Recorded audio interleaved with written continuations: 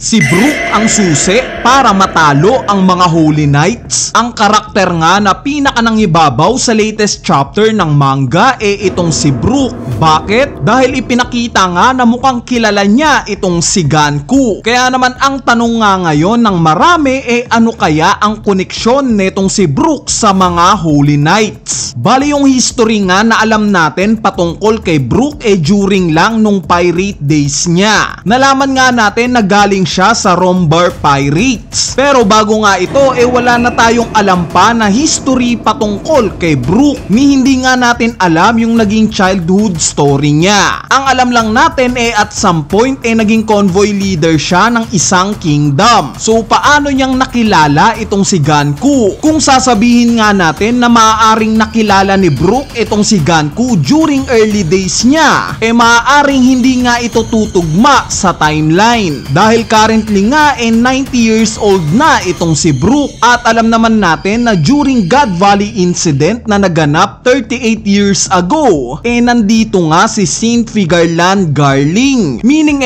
ito yung pruweba na tumatanda itong mga Holy Knights. Tumatanda si Ganku. Hindi nga sila gaya ng mga Gorosei na napag-alaman nating hindi tumatanda. Unless may ganito ring kakayanan si Ganku. Hindi rin siya tumatanda gaya ng mga Gorosei. Kung ganito nga yung sitwasyon para kay Ganku, since siya pa lang naman yung nakikita nating nakakapag-regenerate sa mga Holy Knights, makokonekta nga natin to sa susunod nating speculation, which is itong isang interesting part pa na nangyari sa chapter na to. At ito nga yung pagsipa niya kay Brook. Kung mapapansin nyo pagtapos nga itong gawin ni Ganku para nga siyang nasaktan. So tingin ko nga related ito sa devil fruit ni Brook na Yomi Yomi no Mi. During Whole Cake Island arc nga kung matatandaan nyo nung oras nga na kinuha ni Brook yung kopya ng Road Poneglyph ni Big Mom, nakalaban nga niya yung ilang homies ni Big Mom dito.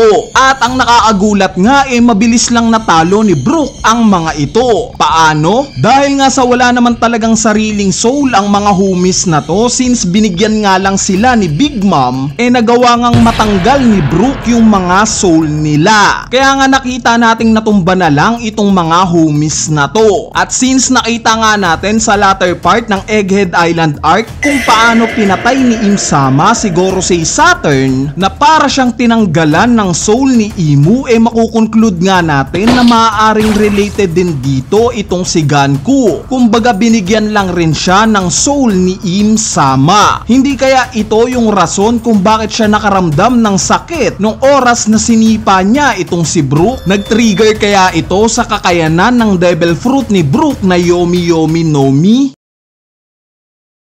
Sa part naman ng pagre-reveal sa mga batang giants na hostage ngayon ng mga Holy Knights, kapansin-pansin nga na yung bilang nila similar sa Straw Hat Pirates. 10 sila, similar kila Luffy. At dahil nga sa pinoportray itong si Colon na may pagkapareho kay Luffy, hindi kaya siniset up ni Oda itong grupo ng mga batang to na parang 4th generation ng Giant Warrior Pirates? Dahil we all know na ang unang generation ng pirate crew na to sila Harul at Jorul ang captain. Sumunod sa second generation ito nang sila Brogy at Dory ang mga captains. At ngayong third generation kung saan tinatawag na sila na New Giant Warrior Pirates, itong si Haru din naman ang captain. So it makes sense lang na ang naka-inline na susunod sa yapak netong si Haru din ito nang si Colon, diba? Speaking of Colon, nakita nga natin sa chapter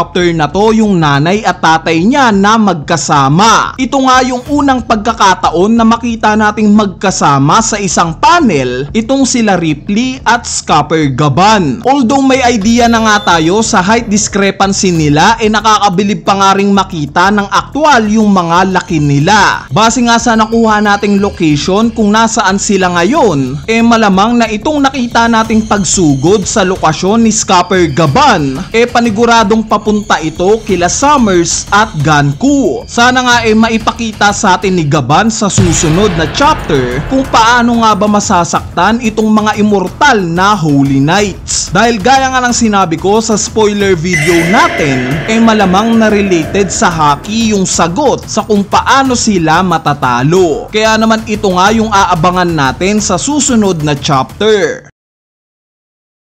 Sa part naman ng huling panel kung saan natin nakitang ready ng lumaban itong si Robin, sa tingin nyo ano kaya ang nagpabago sa isip ni Robin at gusto niya ng lumaban? Hindi nga natin masasabi na dahil ito sa pagkatalo ni Saul. Dahil kung may intensyon nga si Robin na tulungan si Saul para hindi ito masaktan, dapat nung una pa lang tinulungan niya na ito. So ang tingin ko ang pivot point para kay Robin obviously itong pag-a-announce ni Summers sa demand niya, which is yung sunugin daw itong old library. Dahil nga sa alam naman natin yung naging history ni Robin sa Ohara, it makes sense lang na ito yung nag-trigger sa kanya na pumalag na. Kumbaga during Ohara incident hindi pa capable maipaglaban si Robin nung time na to. Pero ngayon nga na alam niya nang mauulit-ulit itong pagsunog sa isang library at capable naman siyang lumaban, marahan lang nabigyan niya ito ng tsansa na ipagtanggol itong matagal nang kumukonekta sa kanya na isang silid aklatan. We all know na anytime soon maaari nang pumasok sa labanan itong monster trio natin. Nakakatuwa nga yung idea na gaya sa Wano arc na iniligtas ni Robin si Sanji nung time na napupulutan na siya ng sapot ni Black Maria, magiging reverse naman yung senaryo ngayong Elbaf arc. Si Robin naman ang mapupuluputan. Pero this time nga ito namang mga torn ni Summers at si Sanji naman yung magliligtas kay Robin. Kung mangyari nga ito napaka-poetic ng magiging scene na to. So malamang ang unang gagawin ni Robin once na lumabas na siya at handa nang maipaglaban, paniguradong uunahin niya yung safety ng mga bata. Dahil nga sa nakita natin in recent chapters na nakagawa na ng paraan si Saul para mapigilan sa paglalakad itong mga batang giants, siguradong susundan ni Robin yung proseso na to. Gamit nga yung devil fruit niya, maaari niyang pigilan gamit yung marami niyang braso at kamay isa-isa itong mga batang giants sa paglalakad nila. Anyway, speaking of Sanji, nabanggit nga sa chapter na to na wala daw intensyon itong mga Holy Knights na i-provoke yung Emperor na si Luffy. Hindi nga daw nila gustong makalaban si Luffy. So sa dialogue pa lang na to, mapipredict na kaagad natin na once na magpakita na ang Monster Trio sa nangyayaring gulo ngayon,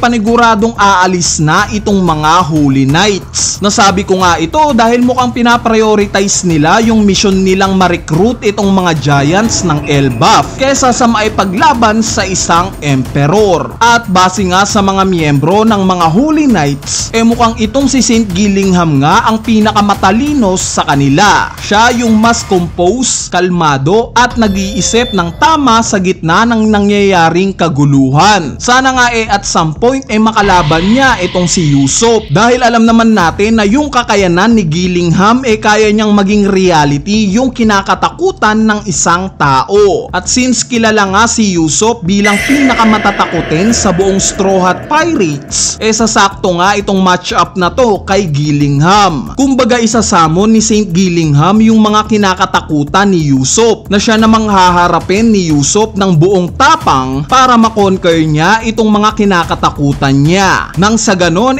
mas mapalapit pa siya sa inaasam-asam niyang pangarap na maging brave warrior of the sea. Anyway, ayan na nga yung analysis natin para sa latest chapter ng manga na chapter 1147. Kung natripan nyo nga itong tinalakay natin, huwag nyo nang kalimutang pindutin niyang like button dahil napakalaking tulong na nga niyang like nyo para sa ating channel. So yun lang, peace!